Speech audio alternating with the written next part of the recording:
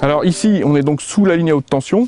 Avant, ce qui se passait, c'est que tous les 6 ans, on broyait le taillis, c'est-à-dire les arbres qui repoussaient naturellement, qui montaient à 5-6 mètres, voire parfois plus haut, et on se retrouvait avec un terrain qui était complètement à nu. La convention qui s'est passée entre RTE et puis les chasseurs a permis de retourner le terrain et de semer, en l'occurrence du maïs et puis un peu de sorgho.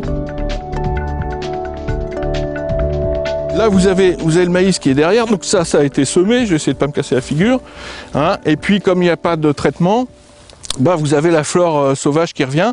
Et vous avez par exemple ici ce qu'on appelle le patoire chanvrine, le patoire à feuilles de chanvre, qui est une plante complètement locale et sauvage, et qui est revenue toute seule comme une grande. Partout où on peut le faire, évidemment, tout le monde a y gagné.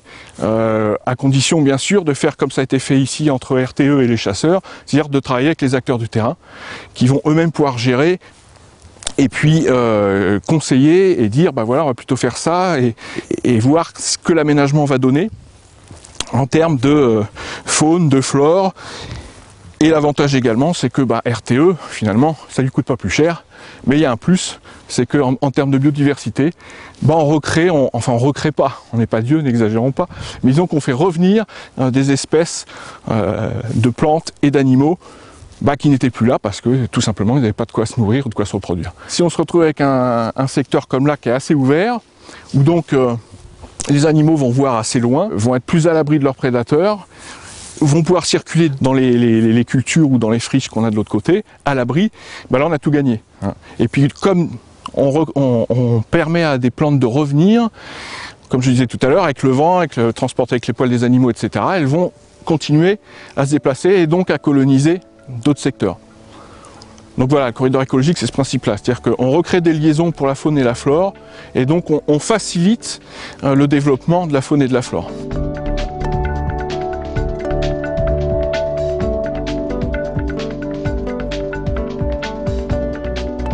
Les chasseurs ont pour habitude d'aménager tous les territoires, c'est-à-dire que nous considérons faire partie des meilleurs écologistes. Nous entretenons les zones humides, nous entretenons les zones de forêt, les bordures de chemins, et nous travaillons avec le monde agricole pour l'aménagement de tous ces territoires.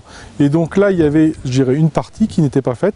L'objectif, nous, est de couvrir tout le territoire pour que tous les espaces soient utilisés pour la faune. Seulement après, nous allons à la chasse. L'exemple de Chalmaison est vraiment intéressant parce qu'on s'aperçoit que quand on met tout le monde sur le terrain, tout le monde va avec le même objectif. Alors c'est vrai qu'on n'a pas le même cœur de métier entre celui qui transporte l'électricité et celui qui veut savoir quels sont les animaux qui sont en dessous des lignes. Ce ne sont pas les mêmes objectifs. Mais sur le terrain, ça évite des grands discours, ça évite, je dirais, des heures, des mois de négociation. On voit exactement ce que l'on peut faire et cet exemple-là montre bien qu'il est facile de réussir et de transposer.